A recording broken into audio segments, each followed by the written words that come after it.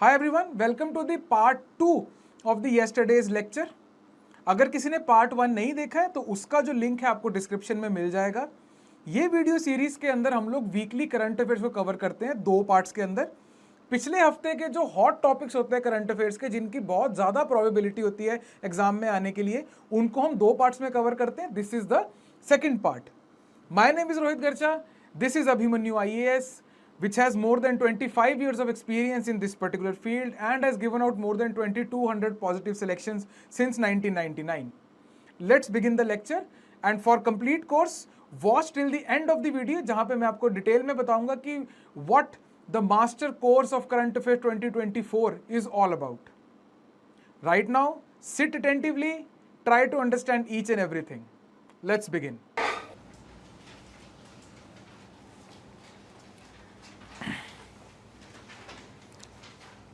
Electoral bonds and electoral trusts. Electoral trust जो है बच्चे, ये एक पुराना कॉन्सेप्ट है। ये आई थिंक 2010, हाँ 2013 का कॉन्सेप्ट है। इलेक्टोरल बॉन्ड स्कीम जो है 2018 का कॉन्सेप्ट है, ये लेटेस्ट है। ठीक है बच्चे, इलेक्टोरल बॉन्ड्स के बारे में हमने पढ़ा हुआ है। अगर बहुत आसान भाषा में मैं आपको कहूँ कि अगर आपको किसी पॉलिटिकल पार्टी को पैसा देना है ना, तो दो तीन तरीके हैं उसके देने के।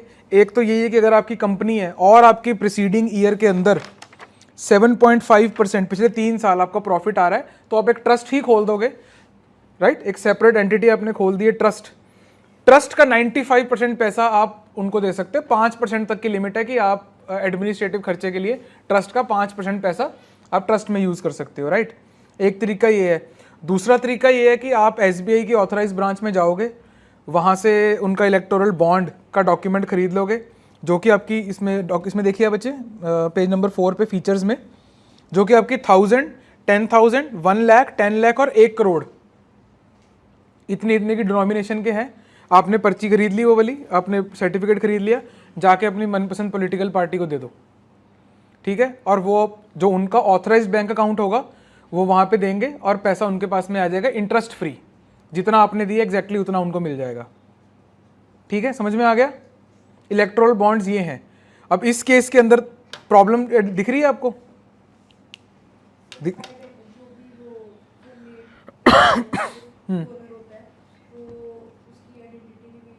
हाँ, उसकी आइडेंटिटी नहीं है कहीं पे भी, एक जगह है बस।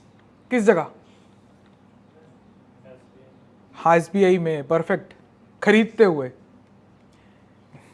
चलो यहां तक आप पहुंच ही गए तो थोड़ा सा और आगे लेके जाता हूं। इसका क्या मतलब हुआ? रुको 2 मिनट। इसका क्या मतलब हुआ कि आपकी डोनर की आइडेंटिटी सीक्रेट है, आपको नहीं पता कि किसका ये बॉन्ड है ना। और वो जैसे मेरे पास आ गया, वो मैंने बॉन्ड खरीद लिया है ना, मैं किसी को भी पकड़ा दूं, आपको तो नहीं पता, ना ही किसी और पॉलिटिकल पार्टी को पता है कि मैंने किसको दे दिया। ये किसी को नहीं पता। किसको पता है? SBI को पता है। SBI क्या है? सरकारी बैंक है। That means the government in power has the data कि कितने लोगों ने बॉन्ड्स खरीदे हैं। समझे मेरी बात? And they can easily figure out कि हमारे पास कितने आए हैं, मतलब बचे हुए दूसरी पार्टीज को गए हैं। और दूसरी पार्टीज कौन सी हैं? वो पार्टीज है जिनको लास्ट टाइम, मतलब RPA 1951, representation of peoples act 1951 के तहत रजिस्टर्ड है, और उनको प्रीवियस इलेक्शंस में एटलीस्ट 1% वोट पड़ी है, ओवरऑल की 1% वोट पड़ी है, तो वो गिनी चुनी कुछ ही पार्टीज होंगी। दैट मीन्स कि आपने डोनर, समझ रहे हो, थोड़ा सा कॉम्प्लेक्स है पर इजी है, राइट। डोनर्स की आइडेंटिटी को आपने बचा तो लिया, लेकिन गवर्नमेंट इन पावर उसको फिगर आउट कर सकती है बाय सिंपल जस्टापोजिशनिंग ऑफ डेटा। तो इस चीज के ऊपर केस हुआ और सुप्रीम कोर्ट ने इसको रेफर कर दिया 5 जजेस बेंच की तरफ, राइट, उनकी तरफ रेफर कर दिए। हेंस ये न्यूज आई थी।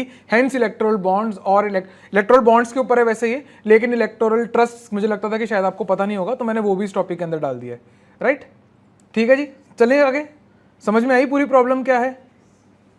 Article 19, right to freedom of expression, supreme court ने बोला है उसके अंदर एक राइट छुपा हुआ है which is called right to know. तो बाकी वोटर्स को, आप लोग तो नई बॉन्ड्स खरीद रहे हो, तो वोटर्स को पता तो हो कि कौन किसको, कि कौन सी पार्टी को कौन पैसा दे रहा है। उसके हिसाब से पॉलिसीज भी तो आएंगी ना. This is called crony capitalism, जहां पे कैपिटलिस्ट के क्लोज टाइज होते हैं आपके पॉलिटिकल बंदों के साथ में. हेंस उनकी जो पॉलिसीज होंगी वो उनको फेवर करेंगी. राइट. इकोनॉमिक कॉरिडोर किधर बनेगा? जहां पे बाऊ की फैक्ट्री लगी है. Getting my point. और वो कब कब कब इकोनॉमिक कॉरिडोर कब बन पाएगा? जब वो पावर में आएगा. पावर में कैसे आएगा? He needs money. तो अच्छा मेरे को सड़क चाहिए, उसको पैसा चाहिए, तो ले लो ना. This is called crony capitalism. Right. आइए बच्चे, इसलिए इस टॉपिक को थोड़ा सा ब्रेक लेके पढ़ा हमने. थोड़ा सा हैवी है, डाइजेस्ट करने में थोड़ी सी तकलीफ होगी.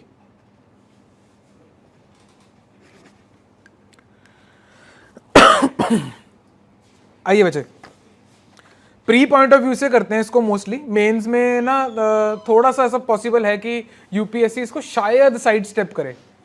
करेगा भी तो वो ना सुप्रीम कोर्ट की स्टेटमेंट्स को लेके आएगा कि सुप्रीम कोर्ट ने इसको कैसे देखा है और आप सुप्रीम कोर्ट की स्टेटमेंट से क्या समझे, है ना. लेकिन सुप्रीम कोर्ट की स्टेटमेंट को समझने के लिए आपको एक पहले से बेस चाहिए, है ना, जो कि अभी हमने जो क्लास में किया है ये वो बेस है. मेथड समझ में आ गया कि बॉन्ड्स कैसे खरीदे जाते हैं.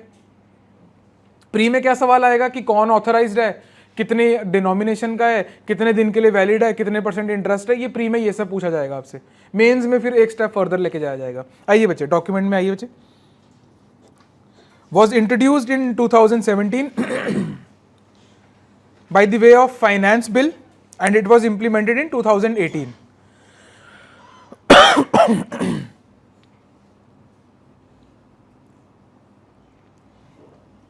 So as a means for individuals and entities to make donations to registered political parties while maintaining donor anonymity. Trust के अंदर डोनर एनोनिमिटी नहीं है, क्योंकि ट्रस्ट का बेसिक फंडा ही ये होता है कि आपको अपनी जो बुक्स हैं उसको पब्लिश करना होता है, उसके ऑडिट्स होते हैं. तो ट्रस्ट का एग्जैक्टली पता होता है कि ये ट्रस्ट है तो इसने किसको पैसा दिया है. और ट्रस्ट में जहां से पैसा आता है वो भी रजिस्टर्ड होता है ना. तो वो ट्रांसपेरेंट ज्यादा है, ये कम है.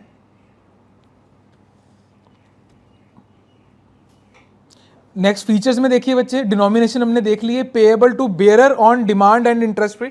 ऑन डिमांड मतलब कि जब भी वो जाके सबमिट कर देगा वो डिमांड होगी कि ये मेरे को.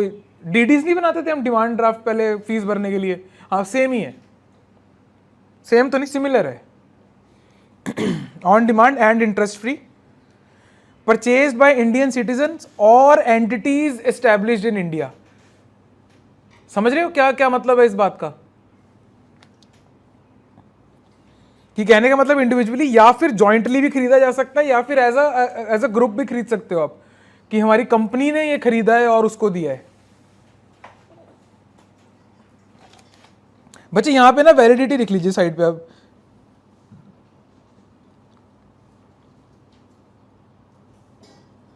Valid for 15 calendar days from the date of issue.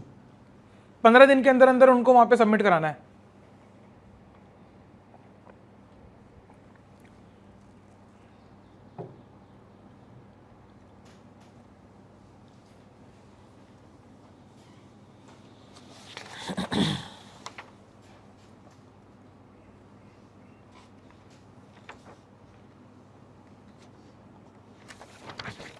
ठीक है बच्चे. SBI authorised issuer. इसके अलावा ओनली दी, ये बच्चे ये इंपॉर्टेंट है, सारा प्री का सामान है इसके अंदर. ये एवरीथिंग इज ये प्रीलिम्स बेस्ड है ये इसके अंदर. इसको बहुत ध्यान से कर लेना. पीसीएस में हाई चांसेस हैं इसके क्वेश्चन आने के, क्योंकि इलेक्शन का टाइम होगा जब पीसीएस चल रहा होगा. ठीक है. आइए बच्चे, only the political parties registered under section 29A of the RPA. PCS वाले तो इसका सेक्शन वगैरह भी याद कर लें. 29A RPA 1951 and have secured not less than 1% of the votes polled in the last general elections to the House of People या फिर Legislative Assembly are eligible to receive electoral bonds. अब वहां पे जाओगे, एसबीआई नहीं मना करेगा आपको, वो दे देगा, बेच देगा आपको. 1 करोड़ का चाहिए 1 करोड़ का लेके चले जाओ, कोई इशू नहीं है है ना। आप किनको दे सकते हो, वो ये लिस्ट है, ईसीआई की वेबसाइट पे मिल जाएगी, इलेक्शन कमीशन ऑफ इंडिया की वेबसाइट पे मिल जाएगी। इसके साइड पे ना फटाफट वो लिख लो बेनिफिट्स। अब लाए हैं इतनी बड़ी चीज तो बेनिफिट्स तो बताएंगे ही ना, क्या होंगे बेनिफिट्स इसके।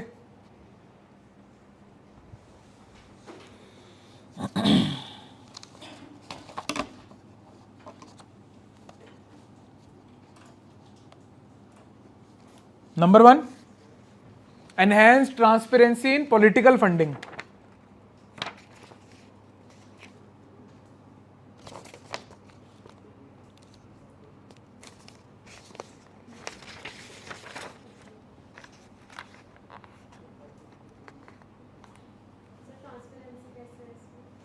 ये सरकार ने कहा है ट्रांसपेरेंसी इन द सेंस कि अब हमें पता है कि जैसे मैं वही डेटा ही ढूंढ रहा था बच्चे।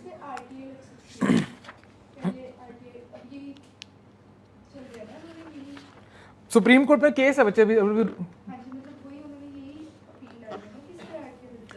उन्होंने बोला है कि आर्टिकल 19 के अंडर, क्योंकि सुप्रीम कोर्ट की पहली जजमेंट है कि article 19 right to freedom of expression का जो पार्ट है उसमें सबस्यूम हो रहा है right to know. Now the voter should know who exactly is funding the political party. पर आप आरटीआई किसके ऊपर लगाना चाहोगे यहाँ पे, किसको दो। मैंने आरटीआई भरी, मैं ये किसको दूं, किसको एड्रेस करूं ये आरटीआई, एसबीआई को करूं, वो तो बता देगा। अगर बता भी दिया, समझो तो सही मेरी बात को, एसबीआई ने अगर बता भी दिया कि यार ये लिस्ट है, इन सारे बंदों ने इतने इतने के बॉन्ड्स खरीदे हैं, मैं क्या करूं इस इंफॉर्मेशन का। हाइपोथेटिकली लेट अस इमेजिन कि एक ऑल्टरनेट यूनिवर्स है जहां पे हम इंडिया 2.0 में रह रहे हैं, वहां पे एसबीआई 2.0 ने मुझे बता दिया, अब बताओ मैं क्या करूं इस इंफॉर्मेशन का।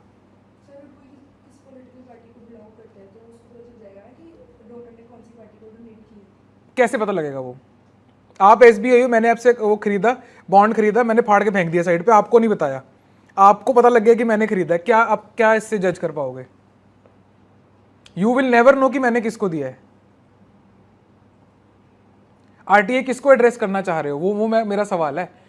आप पॉलिटिकल पार्टीज को आरटीआई एड्रेस करोगे तो फायदा है। सर वो रिडीम भी तो होगा, तो पैसे अकाउंट में जाएंगे बिल्कुल, तो वो फिर भी किसने किसको दिया ये नहीं पता लगेगा। एंटिसिपेशन है ये अभी भी है डेटा बच्चे, ये जो आप बात कर रहे हो ना, ये डेटा अभी भी है। इलेक्शन कमीशन ऑफ इंडिया को पॉलिटिकल पार्टीज को बताना पड़ता है कि हमारी फंडिंग कहां से हुई है, तो वो सीधा ये बोलते हैं इलेक्टोरल बॉन्ड्स में। आपको वही एग्जैक्ट डेटा बच्चे में ढूंढ रहा था हाँ, over 55% of political party funding came through electoral bonds, और कितनी अमाउंट है ये भी उसने बता दी। Still you will not get to know किसने किसको दिया है। समझे मेरी बात को। अब बताओ मैं आरटीआई की चिट्ठी किसको लिखूं।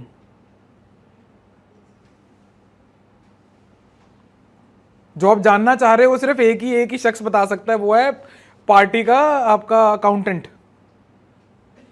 रजिस्ट्रार, पार्टी का रजिस्ट्रार।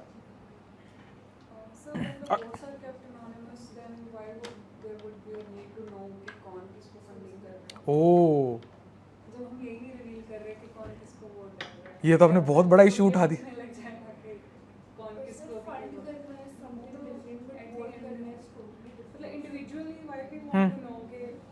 कि कौन सी पॉलिटिकल पार्टी के पास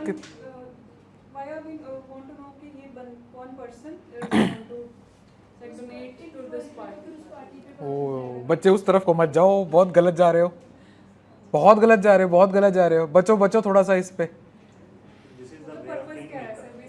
हाँ, आप समझ रहे हो, ये 20-30 रुपए चाय की पेमेंट के पैसे नहीं है, ये हजारों करोड़ की बात हो रही है, जिससे इलेक्शंस का फेस बदला जाता है, जिससे आपके मतलब कंट्री चल रही है ये पूरी। आपने उन पॉलिटिशियंस के नीचे आके काम करना है जो कि हो यार रुक जाओ। आईएमएफ ने कहा था कि इंडिया में जो ब्लैक मनी की तादाद है that is close to 25% of the Indian economy.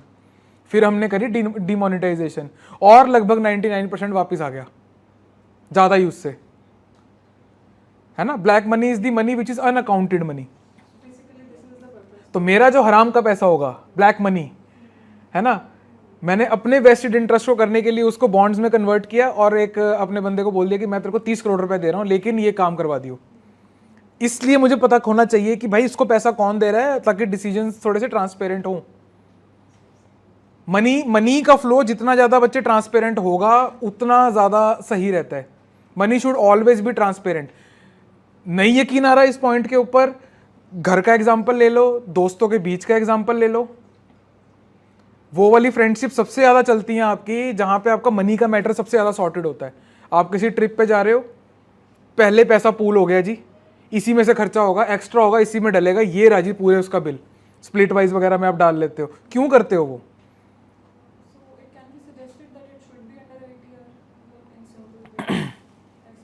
वही तो मेरा सवाल था बच्चे आपसे कि मैं किसको किसको दूं आरटीआई की एप्लीकेशन।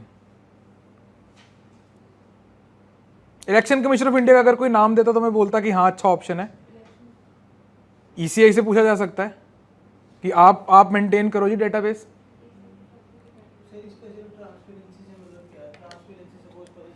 ट्रांसपेरेंसी की पॉलिटिकल पार्टी की फंडिंग कहां से हुई है? अगर अगर कोई XYZ पार्टी पैसा लगा रही है तो उसका पैसा कहां से आया है?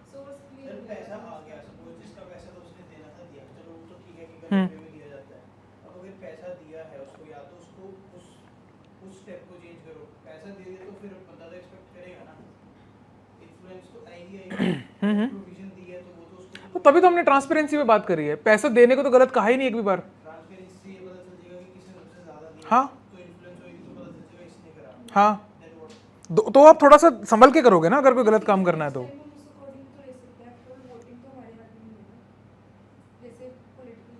हाँ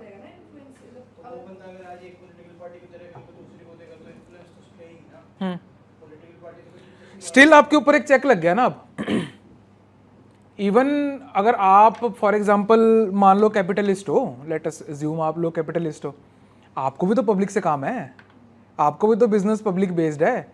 आप भी तो चाहोगे कि आपके खिलाफ ना हो जनता, आपके प्रोडक्ट्स को अगर बॉयकॉट कर दिया। ट्रांसपेरेंसी का फायदा ही फायदा है, मनी मैटर्स के अंदर ट्रांसपेरेंसी का फायदा ही फायदा है। कोई भी एस्पेक्ट उठा के देख लो आप, कोई भी एरिया उठा के देख लो। समझ रहे हो मैं क्या बोल रहा हूं? बड़े बच्चों की तरह सोच अरमान, थोड़ा सा ऐसे मत सोच कि तेरे को पॉकेट मनी मिलती है और मैंने खर्चा करना है। You are the earner now. उस लेवल पे जाके सोच कि अगर मैंने खर्चा नहीं, मतलब थोड़ा सा इस माइंडसेट से बाहर आ। समझ रहे हो मैं क्या बोल रहा हूं? क्या लिखा था हमने last? Enhance transparency in the political party funding. इसका मतलब सिर्फ ये है कि आपको जैसे पता लगा कि 55% जो है वो इलेक्टोरल बॉन्ड से आया है, 25% ट्रस्ट से आया है, बाकी उन्होंने कमाया या जो भी उन्होंने डोनेशंस ली हैं अलग तरीके से, राइट? ट्रांसपेरेंसी का यहाँ पे सिर्फ इतना सा मतलब है। Discouragement of cash transactions. Bonds खरीदते हुए तो डॉक्यूमेंट लगेगा ही, बैंक में जाओगे तो।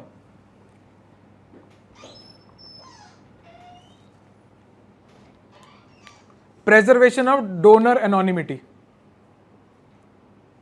आप जो अरमान बात कर रहे हो ना, एग्जैक्टली प्रिसाइसली वही रीजन है ये एग्जिस्ट कर रहा है, जो इन्होंने भी बोला था कि अगर मैं किसी को पैसा दे रहा हूं तो तुम्हें क्या है।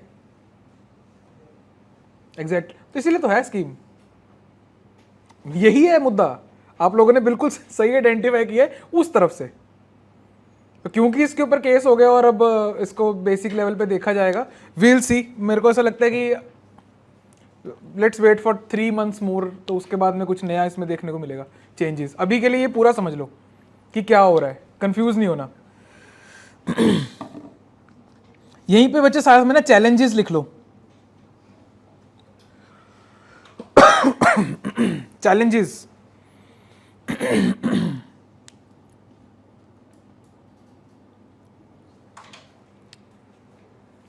hidden identities of donors,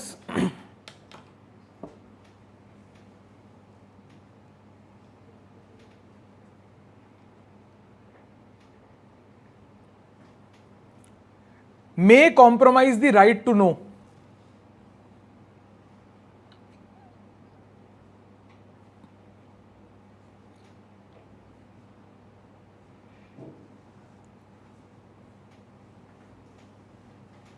bracket में लिख लो,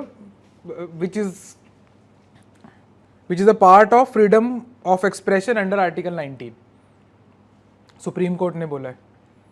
जैसे मैंने को बताया ना कि पॉलिटिकल पार्टीज को फंड करने के लिए बहुत सारे तरीके हैं। कंपनीज एक्ट 2013 में एक डायरेक्ट क्लॉज भी है जिसमें एक्चुअली कंपनीज अपना पैसा पॉलिटिकल पार्टीज को सीधी तरह दे सकती है, without any trust, without any bond, इसी तरह।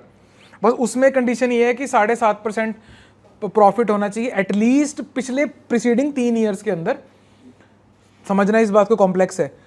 तो आप प्रूडेंसी को इंश्योर करते हो कि यार कंपनी ना पहले प्रॉफिट कमाने वाली कंपनी है, चलने वाली कंपनी है, वो कर रही है। लेकिन हमने जब से ये ट्रस्ट वाला सिस्टम इसके अंदर इंक्लूड किया है ना, ट्रस्ट तो आप बना सकते हो, ट्रस्ट के अंदर कोई प्रॉफिट की रिक्वायरमेंट नहीं है।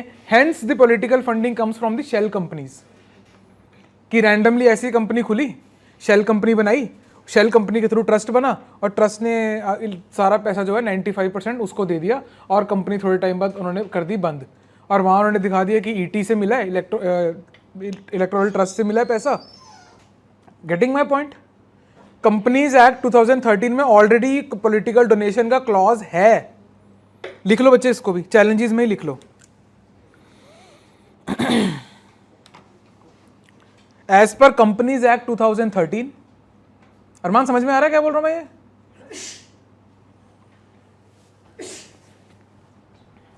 एज पर companies act 2013 a company can make a political contribution. ये लूप होल है इसका, इलेक्टोरल बॉन्ड्स और इलेक्टोरल ट्रस्ट का कॉमन सा लूप होल है ये। Only if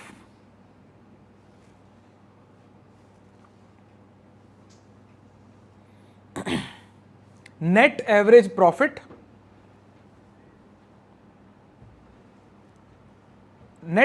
profit of 3 preceding financial years is at 7.5%। Clear हुआ मुद्दा थोड़ा सा इलेक्टोरल बॉन्ड्स का और ट्रस्ट का?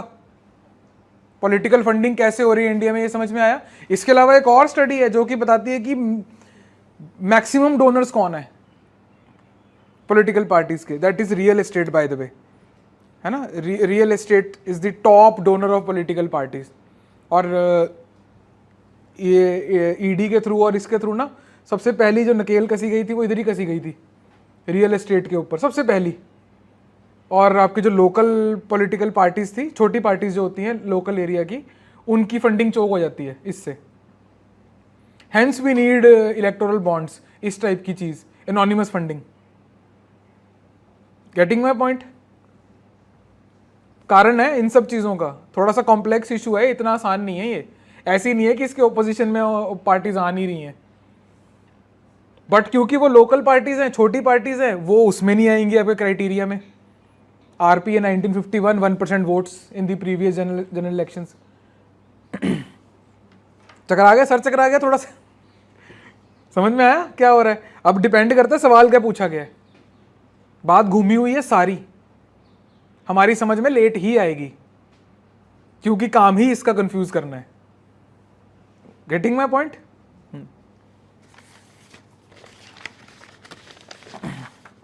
है ना। एक वो भूल भुलैया में जाके आप ये कंप्लेंट नहीं कर सकते रास्ता नहीं दिख रहा।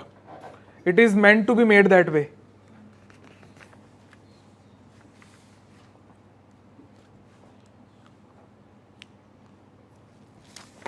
कहाँ थे बच्चे हम? हाँ, डॉक्यूमेंट आ जाइए एक बारी।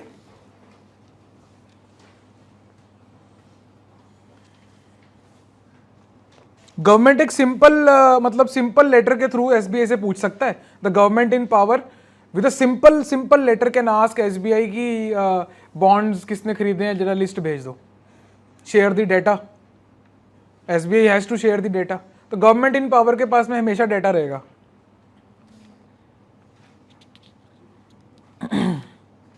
इसका मतलब समझ में आया इलेक्टोरल बॉन्ड्स का? Voters will not know who is donating, ये मुद्दा है इसमें। इलेक्टोरल बॉन्ड्स में जो डोनर्स की प्राइवेसी को प्रोटेक्ट किया गया है वो सिर्फ और सिर्फ वोटर से किया गया है। हाउ? जिस पॉलिटिकल पार्टी को पैसा आ रहा है उसको तो पता ही है कि मुझे आ रहा है, मुझे दे रहे हैं। पार्टी इन पावर को पता लग गया कि मेरे पास कितना आ रहा है वर्सेस बचा वो बाकी वो कितना जा रहा होगा, सिर्फ और सिर्फ वोटर्स को नहीं पता। लिख सकते हो इस लाइन को, only the voters will not know, बस यही स्टेटमेंट है। इलेक्शन कमीशन को भी पता है, उसको डिस्क्लोज करना है। इलेक्शन कमीशन को एग्जैक्टली नहीं पता होगा, पर उसको इतना पता होगा कि फंडिंग किससे उससे आई है। फ्रेगमेंटेड इंफॉर्मेशन है हेयर एंड देयर, सिर्फ एक सरकार है जो पूरा पता कर सकती है, उसके बाद एसबीआई भी है और वो खुद पॉलिटिकल पार्टी है, तो that is the one who is putting the information on the ECI, है ना बच्चे। इसके अलावा 100% टैक्स एग्जेम्पशन इस पे एंजॉय होती है। आइए बच्चे, electoral trust,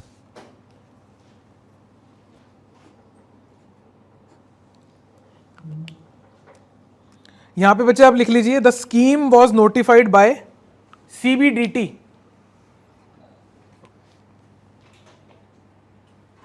central board of direct taxes, मतलब कि मिनिस्ट्री ऑफ फाइनेंस की स्कीम है ये, अगेन कंफ्यूज नहीं होना है। Central board of direct taxes launched by CBDT, central board of direct taxes.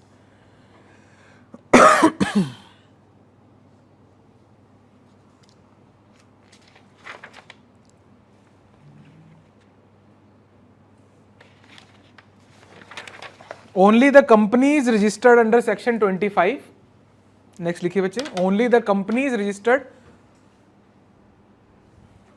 Under section 25 of companies act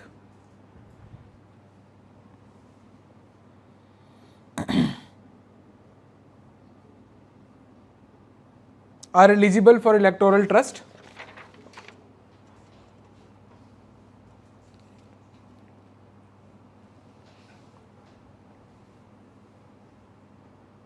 According to the provisions under Income Tax Act.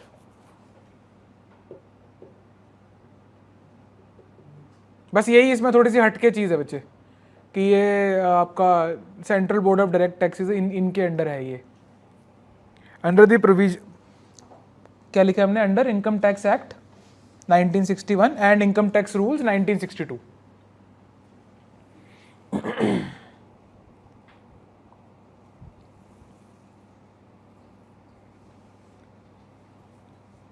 ये pre specific points लिख रहे हैं हम, they have to apply for renewals every 3 financial years. ये trust को renew कराना पड़ता है।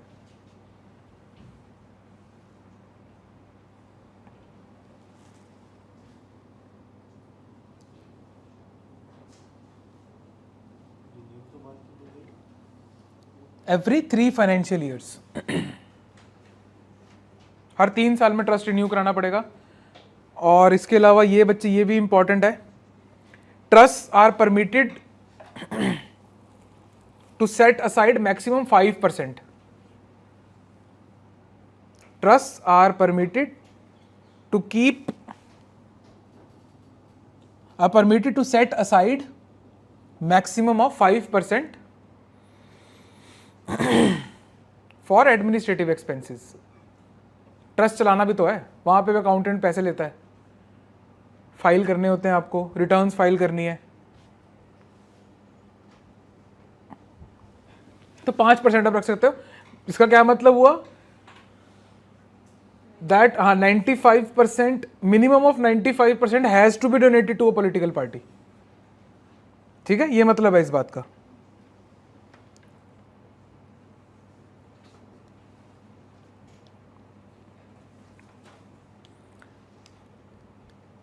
यार ये इंपॉर्टेंट है बच्चे, ये लिख लीजिए लास्ट आप, they shall not accept, trust है तो कंट्रीब्यूशन ले सकता है, ट्रस्ट अपने आप भी डोनेशन ले सकता है। They shall not accept the donations from, ये डोनेशन नहीं कंट्रीब्यूशन लिखो, they shall not accept the contributions from, यहीं पे सवाल आएगा अगर आया तो। Number 1,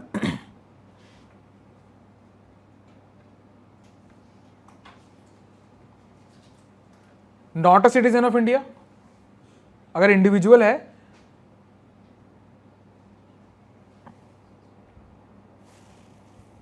who who is not a citizen of India, comma, any foreign entity, चाहे वो इंडिया में रजिस्टर्ड ही क्यों ना हो,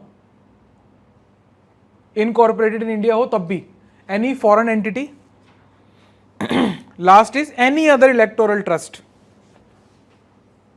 घुमाना नहीं है पैसा।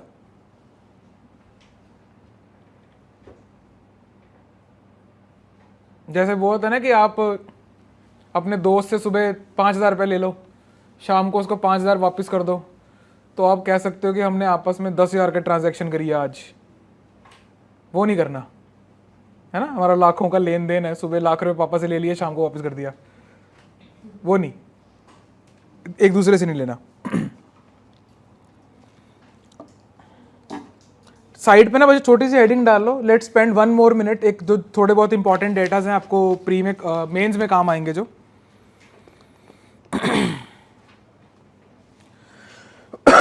बुलेट पॉइंट्स ऐसे लिख लीजिए हेडिंग डाल के।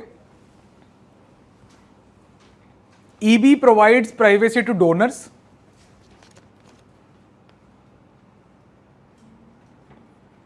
electoral bonds provides privacy, या अगर आप इंग्लिश सिटकॉम्स देखते हो यूएस वाले तो privacy,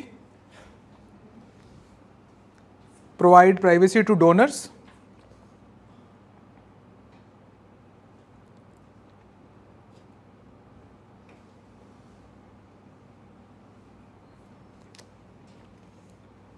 money donated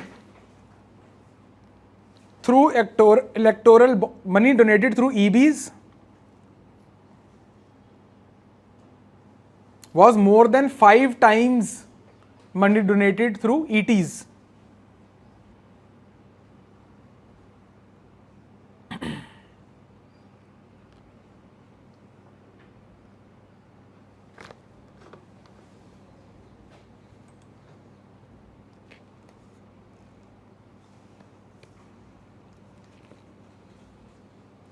last point लिखिए इसमें, 55% of political party funding came through EBs, ठीक है जी, मोर देन हाफ।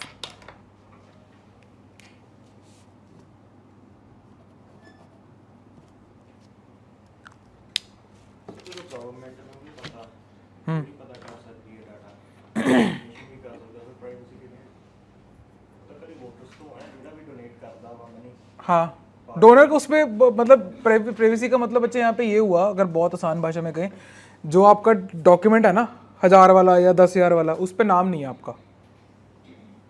सरकार भी एग्जैक्टली नहीं पता कर पाएगी कि आपने मतलब आम आदमी पार्टी को दे दिया या कांग्रेस को दे दिया।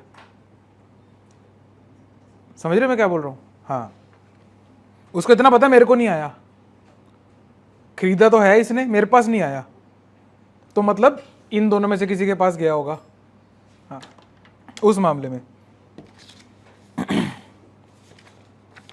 है ना, घूमी हुई चीज है ना, मतलब इतना इतना आसान नहीं है ये, मतलब देखा जाए तो कॉम्प्लेक्स है मामला। हाँ जी,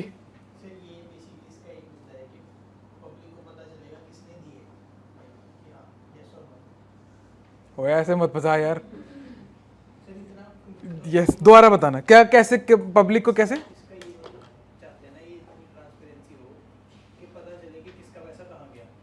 कौन चाहता है, किसकी तरफ से बात कर रहे हो आप?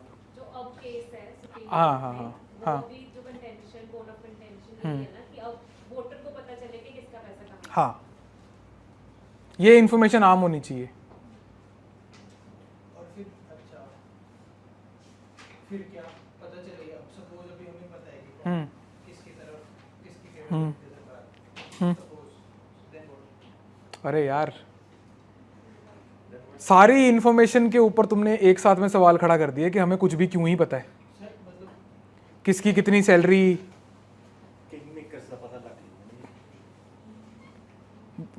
एक वे ये है, अब तुम उस इन्फॉर्मेशन का क्या करोगे वो तुम्हारे इंटेलेक्ट के ऊपर, जितना तुम्हारा डोंगा होएगा तुम उतना पानी भर लोगे उसमें। अब पर मैं बोल रहा हूं सागर का एक्सेस तो दो,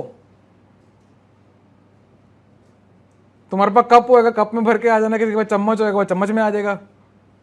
गेटिंग माई पॉइंट? इन्फॉर्मेशन का एक्सेस तो हो, समझ रहे हो? ये सवाल ने ना सारी इन्फॉर्मेशन के ऊपर एक साथ उंगली खड़ी कर दी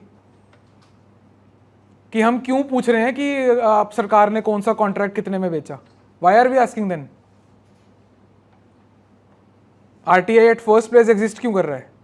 सर ठीक है कि access to information is very important, हाँ, बट फिर उसको कोई उसका मतलब चेंज भी तो आना चाहिए ना उसकी वजह से। सिर्फ एक्सेसिंग द इन्फॉर्मेशन ही थोड़ी, उसको हमें कहीं ना कहीं पता है ना that this is creating a problem, या तो फिर हम टुवर्ड सॉल्यूशन जाएं।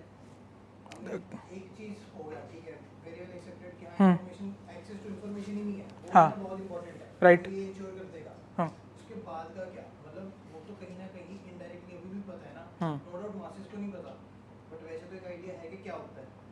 नहीं है आइडिया। सर जैसे अगर एक बार रिवील हो गया तो जो डोनेट कर रहे हैं वो भी तो सोचेंगे ना डोनेट करने से पहले कि कितना Exactly. वो कर रहे हैं, तो One of the budget factors. तो वहीं आ जाएगा। चेक्स लगते हैं, अकाउंटेबिलिटी जब आती है ना, उस पे चेक लगता है। ये तो धमकी पे ही आ जाता है यार।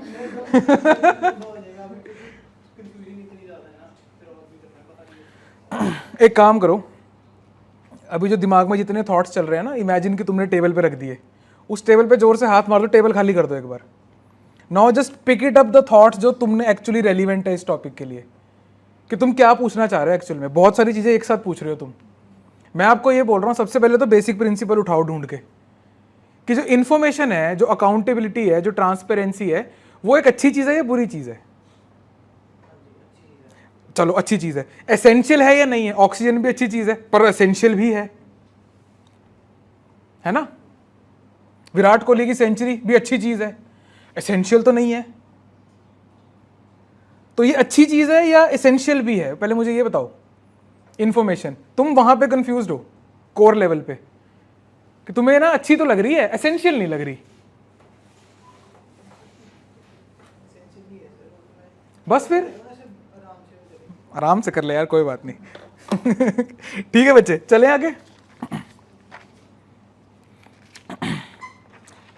एक्चुअली में चीज़ें बहुत सिंपल हैं सारी, ज़्यादा मतलब कुछ भसड़ है नहीं है इन चीज़ों में। कोर प्रिंसिपल पकड़ो, अकाउंटेबिलिटी अच्छी है या बुरी है? क्यों भाग रहे हैं हम अकाउंटेबिलिटी के पीछे चारों तरफ? क्यों हम डिजिटाइज कर रहे हैं सारी चीज़ें? हम जब मनरेगा के अंदर 100-150 रुपये की 199 रुपीज़ की पेमेंट कर रहे हैं, वहाँ हम कह रहे हैं जैम ट्रिनिटी लगाओ जी, आधार कार्ड नहीं दोगे आपको 100 रुपये नहीं मिलेगा, आज की लेबर ही नहीं मिलेगी आपको, 100-200 रुपये नहीं मिलेगा। यहाँ हज़ारों करोड़ की बात हो रही है, यहाँ हम बोल रहे हैं इन्फॉर्मेशन का क्या काम है।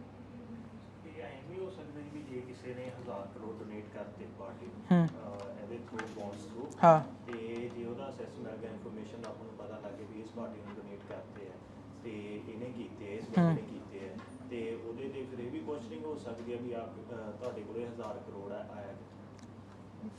बेसिक है ये तो बहुत सिंपल प्रॉब्लम है सॉल्व करने को। वो तो ईडी वैसी कर लेगा, उठा लेगा। मैं ये बोल रहा हूँ, it will lead to extortions. When you know that flani party is a Amir party and they are already donating, they are already in political arena, उनसे पैसा एक्सटॉर्ट करना कितना आसान है। ये चैलेंजेस में है, इसमें जो सुप्रीम कोर्ट में दलील दी हुई है ना, यहाँ पे थोड़ा टाइम कम होता है, बढ़ जाएंगे। हाँ, फेवरेटिज्म होगा, राइट, फ्लड गेट्स ओपन हो जाएंगे। Now you are on the right track. हाँ जी,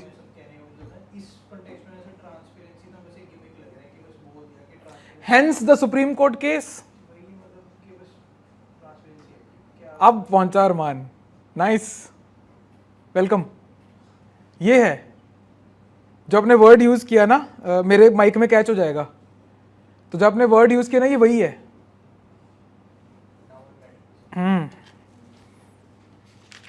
अब इसकी ग्रेव के ऊपर हम RIP लिख सकते हैं, बिकॉज एक्चुअली अब तू पी में है, पीस में।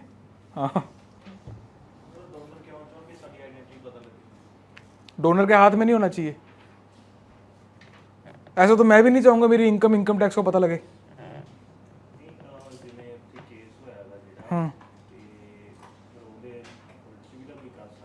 अरे क्योंकि दुनिया मुखौटा पहन के घूमती है ना यार, अंदर से वो मुस्लिम हेटर होगा बंदा, बाहर थोड़ी बोल सकता है।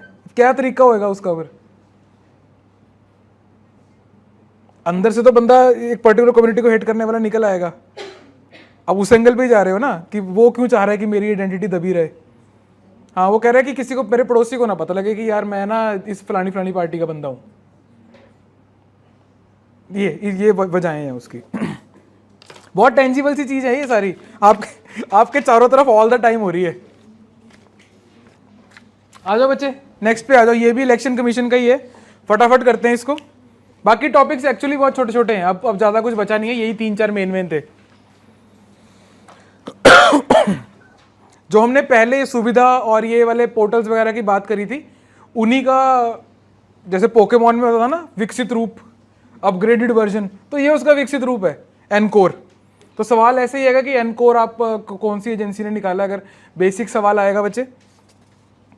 थोड़ा सा इससे ज़्यादा तंग करने वाला, दुखी करने वाला सवाल होएगा पीसीएस वाले, तो एनकोर की फुल फॉर्म पूछ लेंगे, जो कि फर्स्ट लाइन में ही है, पेज नंबर 5 के ऊपर बच्चे।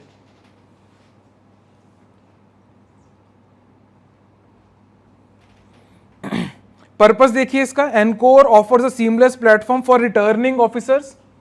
कोर रिटर्निंग ऑफिसर्स के लिए है ये मेनली। क्या करेंगे वो? To handle various aspects of the electoral process. कौन से एस्पेक्ट्स होते हैं? Including candidate nomination, affidavit submission, voter turnout trekking.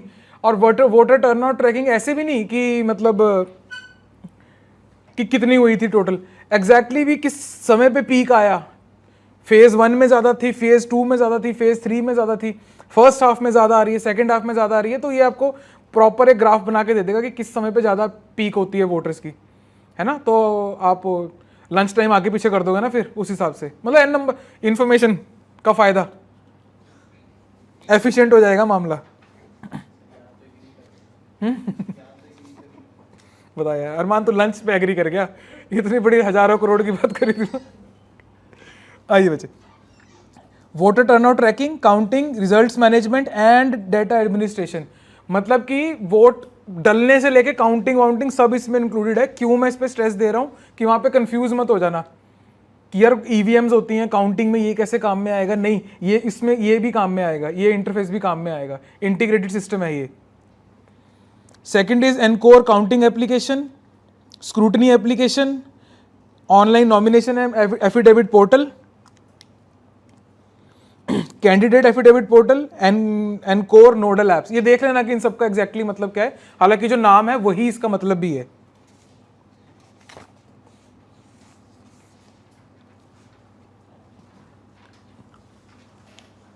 यहां पे भी एक पंगा चल रहा है, आपको पता है ना, सुप्रीम कोर्ट ने कुछ बोला है, इलेक्शन कमिश्नर को एक सिलेक्ट करने के लिए सुप्रीम कोर्ट ने सिलेक्ट कमेटी का बनाने को बोला है, लेकिन सरकार ने जो बिल लाया है उसमें फर्क है। Are you aware about that? ठीक है, लिखना तो नहीं है, लिखना है।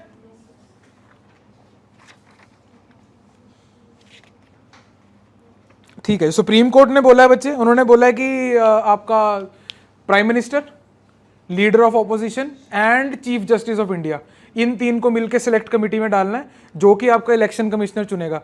सरकार ने जो बिल डाला है,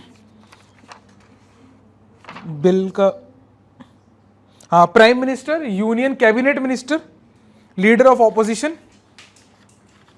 ऑफ द हाईएस्ट मेजॉरिटी वाली, लार्जेस्ट ओपोजिशन पार्टी, उन्होंने ये 3 लोग डालने हैं। मतलब मेजॉरिटी सरकार की रहेगी इसमें, और चीफ जस्टिस को आउट कर दिया। हालांकि सेपरेशन ऑफ पावर के अंदर बात ठीक भी है, 3 ही लेग्स हैं उसमें, पर अगर जुडिशरी भी इंक्लूड हो तो ज़्यादा ट्रांसपेरेंट रहेगा मामला, राइट। चलिए बच्चे आगे चलते हैं। पाकिस्तान का वो अफगान क्राइसिस के बारे में सुना होगा बच्चे आपने, है ना। पाकिस्तान ने बोल दिया है कि by the way Pakistan is one of the major hubs for immigrants, refugees. और पाकिस्तान वो जो रिफ्यूजी कन्वेंशन है उसका सिग्नेटरी नहीं है। Pakistan is not obliged to keep refugees, hence कभी भी वापस जाने को बोल देते हैं वो, राइट। और पाकिस्तान में भी जो गवर्नमेंट है that is also a care taker government. समझो इस बात को, समय थोड़ा कम रह गया, थोड़ा दौड़ना पड़ रहा है, पर साथ दौड़ो। पाकिस्तान में जो करंट गवर्नमेंट चल रही है वो एक केयर टेकर गवर्नमेंट है। केयर टेकर गवर्नमेंट को एक फायदा होता है कि उसके एक्शंस को ना वो अकाउंटेबल नहीं होती। किसको अकाउंटेबल पकड़ोगे? हैंस जितने भी ट्रेडेड डिसीजन होते हैं ना वो केयर टेकर गवर्नमेंट ले लेती है। अफगान माइग्रेंट्स को उनको निकालना, 6 लाख माइग्रेंट्स को निकालना, ये कोई अच्छी बात नहीं है। ह्यूमैनिटेरियन क्राइसिस है ये बहुत बड़ा, राइट। इवन अफगानिस्तान के तालिबान ने बोल दिया कि भाई थोड़ा आराम से, धीरे, इतने सारे भेजोगे हम भी कहाँ से रखेंगे। उनमें से आधे तो वो हैं जो फ्लड करके भागे थे, मे बी यूएस एलाइज जिन्होंने इन्फॉर्मेशन प्रोवाइड करी होगी, और वो वाली वीमेन जो यहाँ पे अर्न कर रही थी वो वापस जाके अर्न नहीं कर सकती, उनकी एजुकेशन जॉब्स दोनों बैन है अफगानिस्तान तालिबान के अंडर, राइट। हेंस ये इसके 2 एस्पेक्ट्स है। पहला ये कि डिसीजन अभी क्यों लिया, राइट। दूसरा ये डिसीजन है क्या, इससे होगा क्या, क्राइसिस क्या है। आइए बच्चे डॉक्यूमेंट देखिए एक बार। पाकिस्तान ने क्या बोला है वो मैंने आपको स्टार्टिंग में इंफॉर्मेशन में दे दी है। Pakistan economy is struggling and the government argues that undocumented migrant, ये आपको ना जहां पे भी रिपैट्रिएशन ऑफ रिफ्यूजीज देखने को मिलेगी यही स्टेटमेंट देखने को मिलेगी। इसको चाहे याद कर लो, कंट्रीज का नाम चेंज करते रहना, यही बोला जाता है। ट्रू भी है समवट, पर बोला यही जाता है। Argues that undocumented migrants who don't pay taxes, ये टॉन्ट है, who don't pay taxes are putting a strain on the country's limited resources. Government has accused Afghan migrants of being linked to terror attacks, street crimes and organized activities like drug trafficking. True भी है ना। पाकिस्तान में जब Afghan migrants आए थे तो India में भी ड्रग की प्रॉब्लम बढ़ गई थी, राइट। अफगानिस्तान से आपका ओपियोइड प्रोडक्ट्स इंडिया में बहुत आते हैं और फेमस भी बहुत है ना, क्योंकि केमिकल्स वहां नहीं पेनिट्रेट किए तो ड्रग्स उनकी थोड़ी प्योर फॉर्म में आती है विच इज लाइक्ड। तो ये प्रॉब्लम है इंडिया के लिए, right. Next is Pakistan has accused Taliban government of providing safe haven to militant groups. अगर आप थोड़ा स्माइल हंस लोगे इस पर तो कोई प्रॉब्लम नहीं है, मतलब आई वोंट माइंड कि पाकिस्तान एक साथ वाली कंट्री को एक्यूज कर रहा है कि आपने मिलिटेंट ऑर्गेनाइजेशंस को, या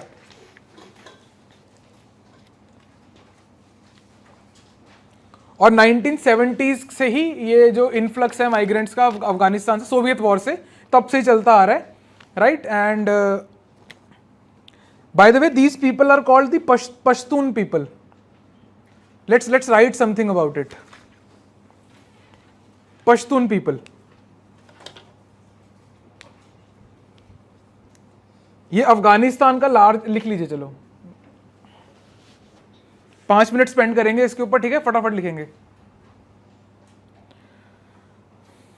the Pashtun people are Afghanistan largest ethnic group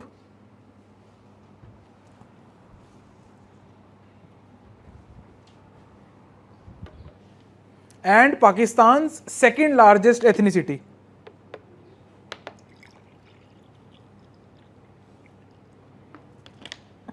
Pakistan में लार्जेस्ट एथनिसिटी कौन सी है? Punjabis. Third largest Sindhis. Perfect, लिखना लिख लो साइड पे ही। नंबर 1 पंजाबी,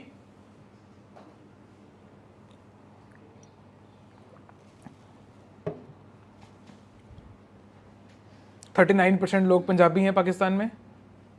ये थोड़ा बहुत बचे हुए हैं वो हंसी मजाक चलता है, that is due to this 39%।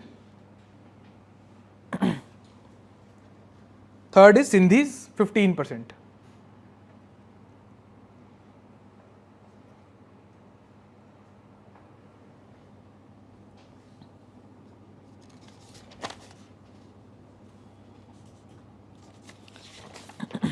आगे लिखिए बच्चे। आफ्टर पार्टीशन ऑफ इंडिया 1947 में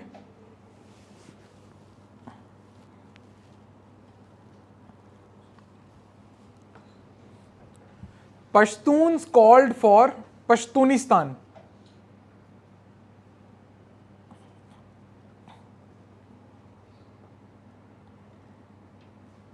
carved out of Pakistan and Afghanistan.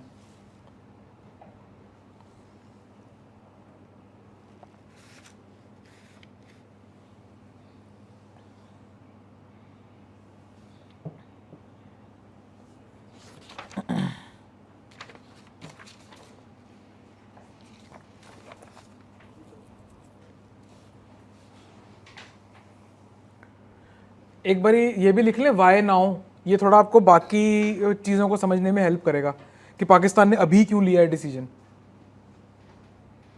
है ना। अगेन स्पेस टाइम, स्पेस में ये हो रहा है लेकिन इसी टाइम क्यों हो रहा है, आइए वाई नाउ नंबर 1 शॉर्ट में लिखते हैं।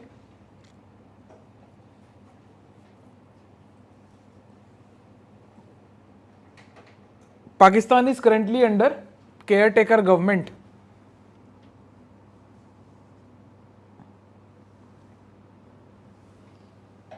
Pakistan is currently under a caretaker government, comma, until general elections of 2024. Until the general elections in 2024.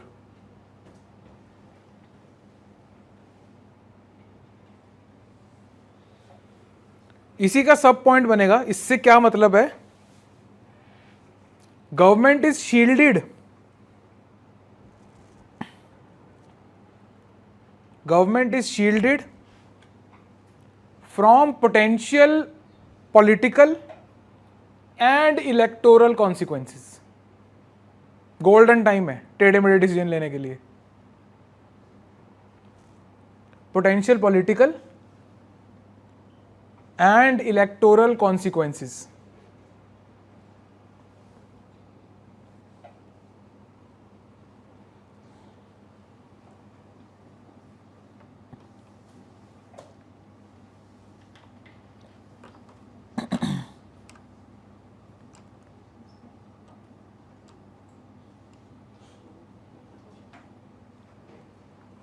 Consequences, consequences क्या होंगे,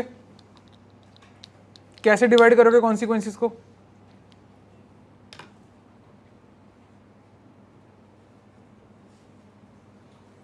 आज का क्वेश्चन लिख लो, आप ही करके लाओ यार।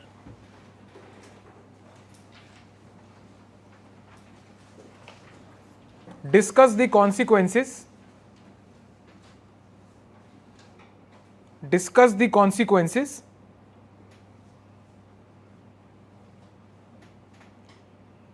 of the Pakistan's decision, of the Pakistan's decision to repatriate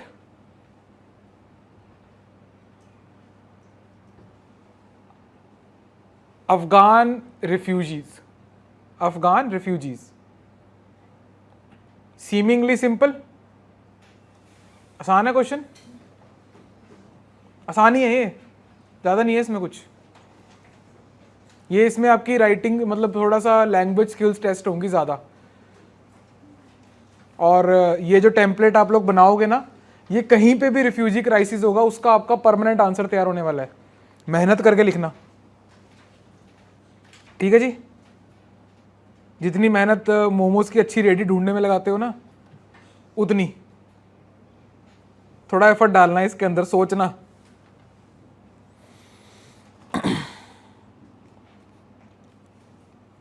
हाँ बाकी तो फिर आप ही करके लाओ इसके ऊपर, ठीक है। कैसे करोगे,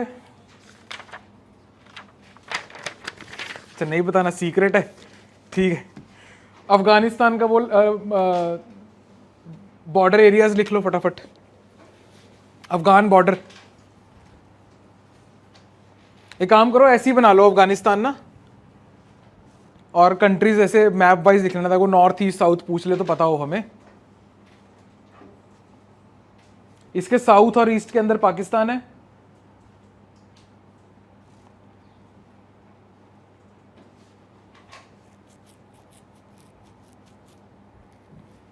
इसके वेस्ट में ईरान,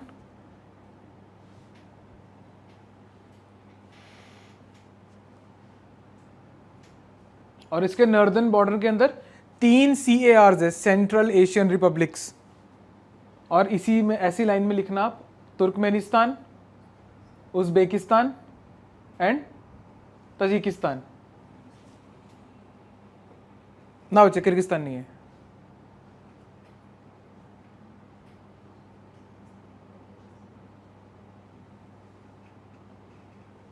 वो मैप थोड़ा सा क्लियर नहीं है ना, उसमें वो किर्गिस्तान वहाँ टच नहीं होता है। और अगर किसी को लग रहा है किर्गिस्तान दिमाग में रजिस्टर हो रहा है तो लिख लो साइड पे नॉट किर्गिस्तान, पेपर में मारा होगा नहीं तो, क्योंकि वहाँ कुछ कुछ याद आ रहा होता है, सब कुछ नहीं याद आता है। कुछ कुछ याद रखने के लिए कुछ कुछ पढ़ना पड़ता है, और सब कुछ याद रखने के लिए हाँ। और इसका फार नॉर्थ ईस्ट में चाइना। हालांकि जब हम इंडिया में नेबरिंग स्टेट्स पढ़ते हैं तो हम अफगानिस्तान को पढ़ते हैं, बट वो एरिया ऑक्यूपाइड है ना, तो चाइना वो अफगानिस्तान नहीं मानता है, मानने के लिए कोई अथॉरिटी तो हो उधर। चलिए बच्चे चले आगे।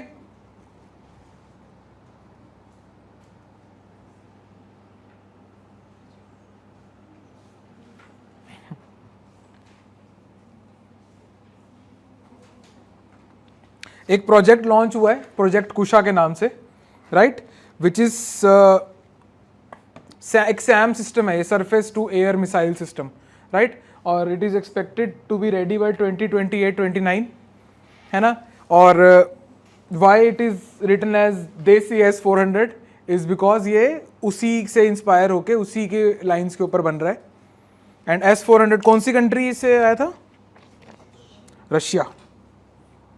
और दो कंट्रीज के पास और सिमिलर सिस्टम है, एक तो इजराइल है आयरन डोम, जिसकी रेंज 70 किलोमीटर की है। S-400 में 400 का मतलब 400 किलोमीटर है, उसकी रेंज 400 किलोमीटर की है। एक और कंट्री के पास में सिस्टम है, कंट्री और सिस्टम का नाम बता दो। किसके साथ? यूएस के पास ही है, बट सिस्टम का नाम कुछ और है। हाँ यस दैट वन, ठीक है। THAAD, THAAD, terminal high altitude area defence system.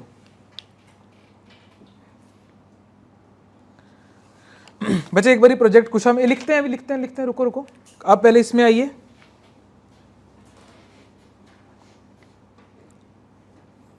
First point में देखेंगे आप, precision guided munitions at ranges up to 350 kilometres, developed by आपका DRDO, ठीक है। बाकी इसमें रेंज वगैरह बताइए, मतलब इसकी इसमें तो मेंशन नहीं है, बट इसकी efficiency it is said that it will be more than 90%, more than 70%। अगर एक सिंगल आपने मिसाइल फायर करी है, अगर बैक टू बैक 2 करी हैं at a certain difference of time, तो accuracy will increase to 90 to 95% interception की, राइट। आप देख रहे हैं साइमल्टेनियसली कितना कुछ एक साथ में चल रहा है आपकी एक कंट्री को ढंग से चलाने के लिए।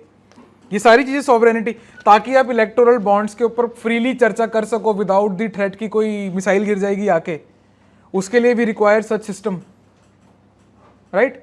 ये सॉवरेनिटी प्रोटेक्ट करने के तरीके होते हैं ये, कि मेरे पास अगर ये सिस्टम होगा तो मेरे पे कोई अटैक ही नहीं करेगा, तो मेरे पास डिफेंस एंड ऑफेंस दोनों सिस्टम्स होने चाहिए, और अगर कर भी दिया तो मेरी कम्युनिकेशन रेजिलियंस ये भी स्ट्रांग होना चाहिए, राइट। आइए बच्चों, दिस इज प्रोजेक्ट कुशा, तो ये डायरेक्टली पूछा जा सकता है ना। खासकर PCS के अंदर वो 3-4 प्रोजेक्ट्स के बारे में दे देगा, प्रोजेक्ट नेत्र, प्रोजेक्ट कुशा, प्रोजेक्ट ये, या तो पूछ लेगा which of the following is incorrectly matched, उस टाइप से सवाल आ सकता है ना, या फिर मैच द फॉलोइंग में आ जाएगा। अगर HCS वाले पूछेंगे तो मैच में डालेंगे, है ना, और अगर PCS वाले पूछेंगे तो हो सकता है इनकरेक्ट पूछ लें। PCS का थोड़ा सा लेवल HCS से ऊपर रहता है प्रीलिम्स का। बच्चे यहीं पे ना साइड पे आप S-400 के बारे में लिख लीजिए, तीनों लिख लेते हैं, THAAD, S-400 और आपका इजराइल आयरन डोम। S-400 उसको ट्रायम्फ मिसाइल बोलते हैं, Triumf missile system, TRIUMF, Triumf missiles. इसके बस बुलेट पॉइंट्स लिख लेना बच्चे। Surface to air missile SAM, कई जगह आपको S2A लिखा हुआ दिखेगा, सरफेस टू एयर, कई जगह SAM लिखा हुआ मिलेगा, सेम ही मतलब है।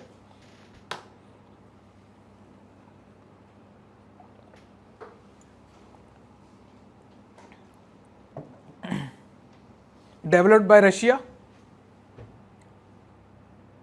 ये US के सिस्टम से सुपीरियर मिसाइल मानी जाती है।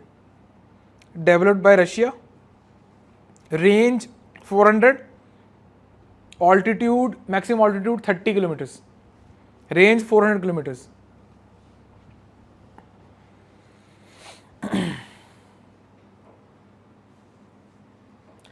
यहीं पे आप छोटी सी हेडिंग बना लो, similar system,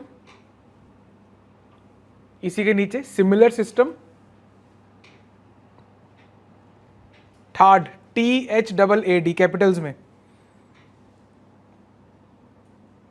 third by US से लिख लो, यहाँ पे कंट्री भी क्लियर हो जाएगी। ये भी मैच में आ सकता है, which of the following is incorrectly matched systems में, तो third terminal high altitude area defence system, third की फुल फॉर्म है ये, टर्मिनल हाई ऑल्टीट्यूड। पीसीएस में ये भी पूछा जा सकता है, terminal high altitude area defence system.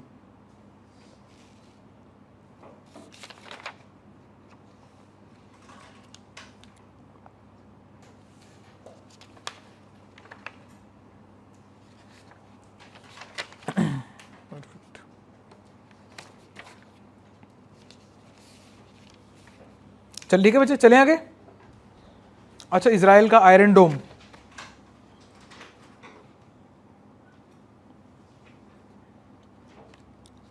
Israel iron डोम, रेंज 70 किलोमीटर्स,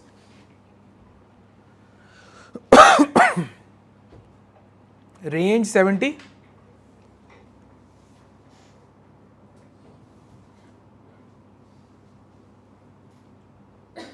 बस बहुत है इतना। आयरन डोम, इजराइल और रेंज, ये तीन चीजें इंपॉर्टेंट है इसमें।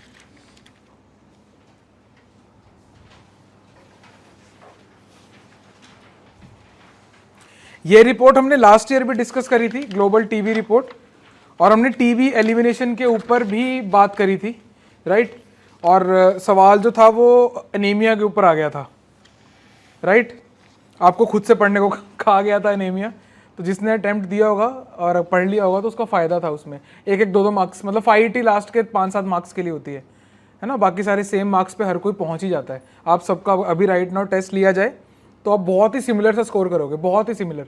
गेम ही लास्ट के 5-10 नंबर की है, तो वो जो चीज़ें एक्स्ट्रा बोली जाती हैं आपको पढ़ने को, है ना, वो उसका वहाँ पे काम आता है, वो एक्स्ट्रा पुश जो लास्ट में मिलता है। When you read extra you can attempt certain questions जो आपको नहीं पता, क्योंकि थोड़ा हॉराइजन खुलता है दिमाग का और ज़्यादा।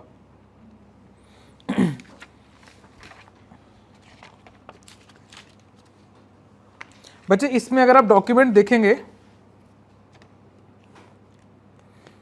Second point, TB remained world second leading cause of death from a single infectious agent after कोविड-19।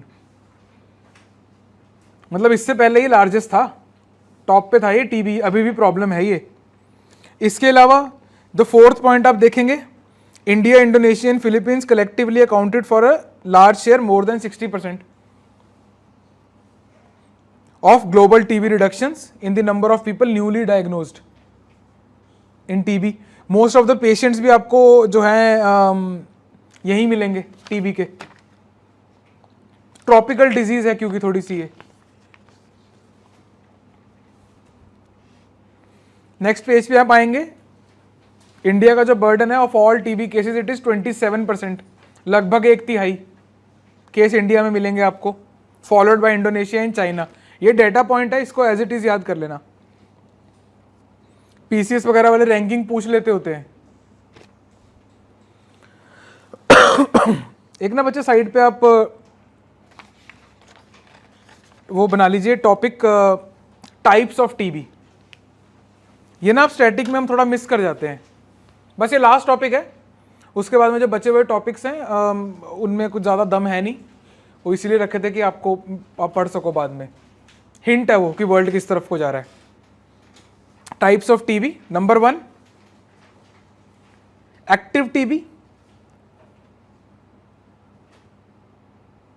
मतलब कि टीबी एक्टिव हो चुका है, कहने का मतलब लिखिए आगे, symptomatic and contagious.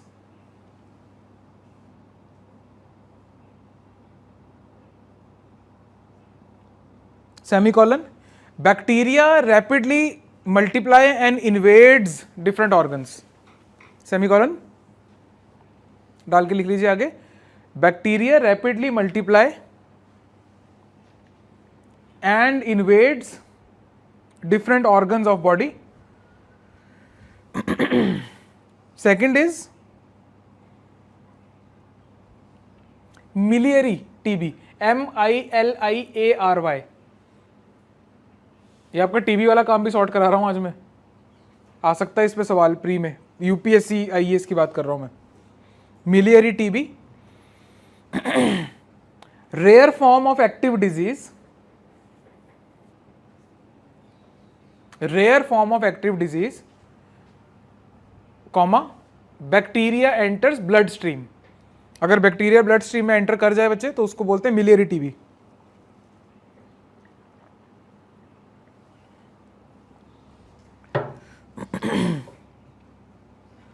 Next is latent TB.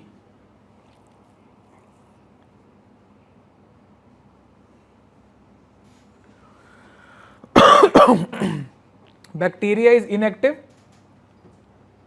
Asymptomatic and contagious. वही कोरोना वाला सीन.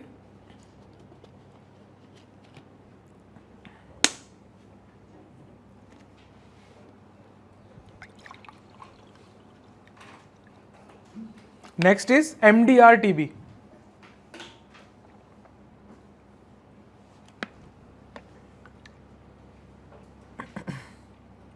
क्या फुल फॉर्म होती है इसकी? Multi drug resistant TB. Resistant to treatment,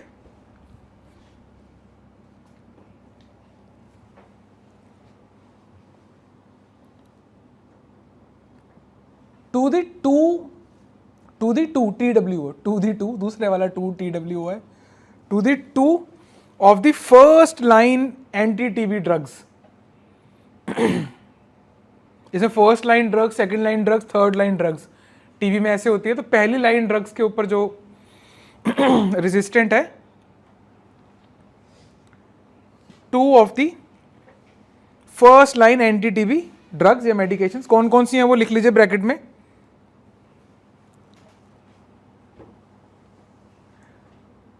मैं स्पेलिंग बोलता हूं,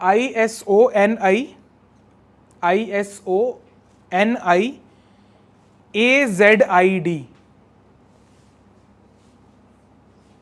आइसोनियाजिड. एंड दूसरी है रिफेम्पिन, RIFAMPIN. जो इन दो ड्रग्स से रेजिस्टेंट होते हैं उसको हम MDR TB बोल देते हैं.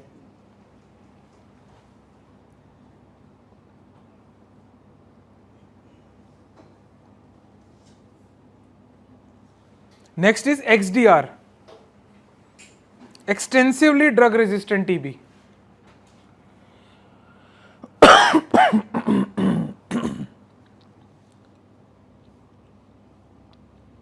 Resistant to at least 4 of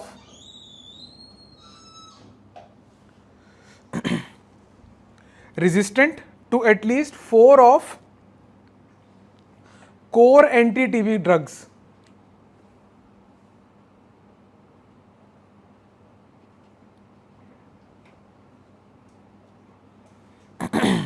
कौन कौन सी चार होगी? पहली दो वो वाली, ठीक है. तीसरी लिखिए,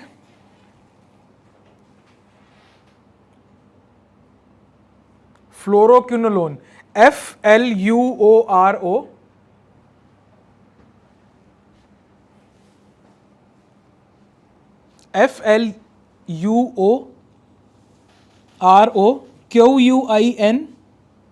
QUINOLONE. ठीक है जी. तीसरी ये. चौथी है any one of the 3 injectable second line drugs. Any one of the 3 injectable second line drugs. Second line drugs कौन सी है वो लिख लेते हैं. समझ के चार कौन सी होगी? समझ में आ रहा है? हाँ लिखिए. वो 3 कौन सी हैं वो? amikacin, AMIKACIN. तो ये आपको ऐसे पूछ सकते हैं कि इनमें से कौन सी फर्स्ट लाइन ड्रग है, कौन सी सेकंड लाइन ड्रग है ना. और MDR XDR में फर्क क्या है. तो ये ड्रग्स का नाम आपको एज इट इज याद रखना है. किसी तरीके से याद रख लेना, निमोनिक ही बनाना पड़ेगा, जितना घटिया उतना बढ़िया। आज पहले भी एक शेर हुआ था ना, एक वादा, हाँ हाँ ठीक है, कॉमा नहीं तो रिकॉर्डिंग में ढूंढना पड़ता। यहाँ पे KANAMYCIN, कैनामाइसिन, KANAMYCIN। और तीसरी है capreomycin, CAPREOMYCIN।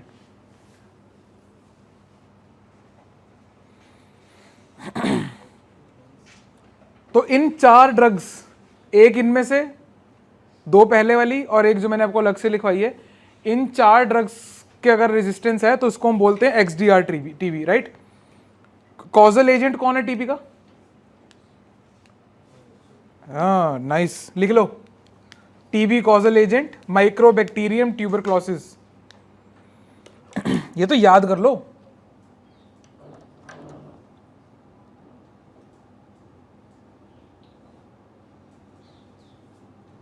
Mycobacterium tuberculosis. Vaccination BCG सुना हुआ है?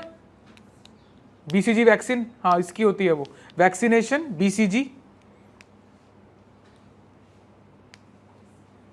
बैसिले कैलमेटे-ग्यूरेन, BACILLE, बैसिले, CALMETTE, GUERIN। ये पता कैसे आ सकता है टीबी के ऊपर अगर सवाल आएगा ना, क्योंकि ये बहुत ज्यादा एक्सटेंसिवली कवर हो चुका है ऑलरेडी। पीसीएस में जो सवाल आएगा वो आएगा स्टेटमेंट बेस्ड, कि 3-4 स्टेटमेंट दे दी और उसमें से बोल दी which one of the following is incorrect,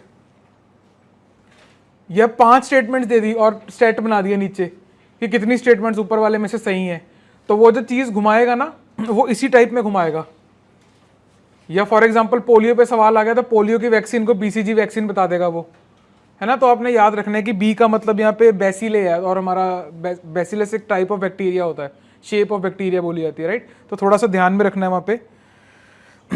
और first line anti TB drugs मैंने आपको ऊपर लिखवा दी हैं।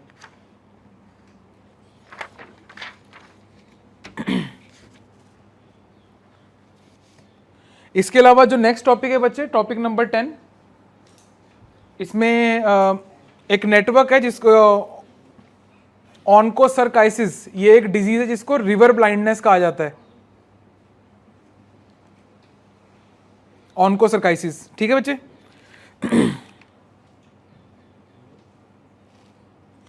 ये काम करो आप नेक्स्ट टाइम ना, ये डॉक्यूमेंट लेके आना साथ में, ठीक है, ये वाला डॉक्यूमेंट लेके आना, ऑन्कोसर्काइसिस। और एक जो लास्ट वाला टॉपिक है ना, एनवायरमेंटल DNA, ये थोड़ा सा देखने लायक टॉपिक है,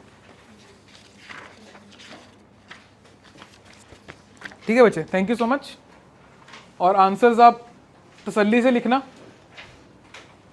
बाकी ऑनलाइन बच्चों आपको आंसर्स मिल गए थे आपके, वो मैंने क्लास से पहले मेक श्योर किया था कि सारे पहुंच गए हों।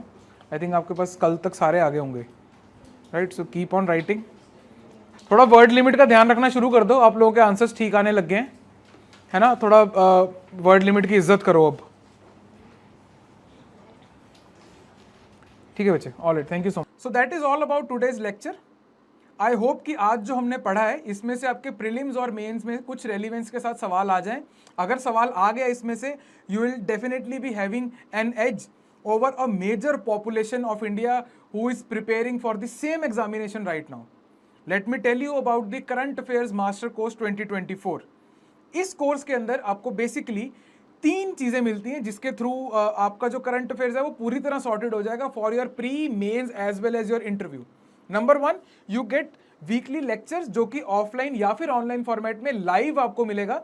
क्या फर्क है इसमें और अभी करंट वीडियो के अंदर, दैट इज कि इसके अंदर आपके पास में इंटरैक्शन, काउंटर क्वेश्चनिंग करने की सहूलत होगी। नाउ एवरीबडी नोज कि अगर आप काउंटर क्वेश्चनिंग और सवाल जवाब करते हैं तो आपकी मेंटल एबिलिटी इंक्रीज होती है, आपके न्यूरल नेटवर्क्स बढ़ते हैं। That is how we should prepare for anything.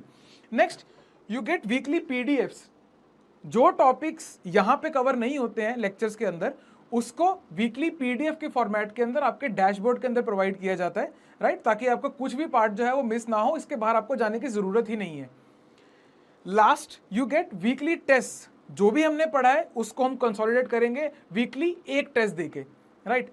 This is the त्रिशूल मॉडल। अगर आप त्रिशूल गाड़ दोगे तो उसके बाद में आपको करंट अफेयर से परेशान होने की जरूरत नहीं है। This is the complete course. इस कोर्स के बाहर आपको कुछ भी और पढ़ने की जरूरत नहीं है।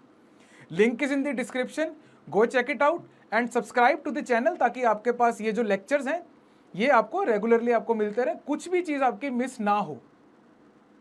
अगर आपने सोच लिया है, we have dreamed it, we can do it. जिद से जीत तक।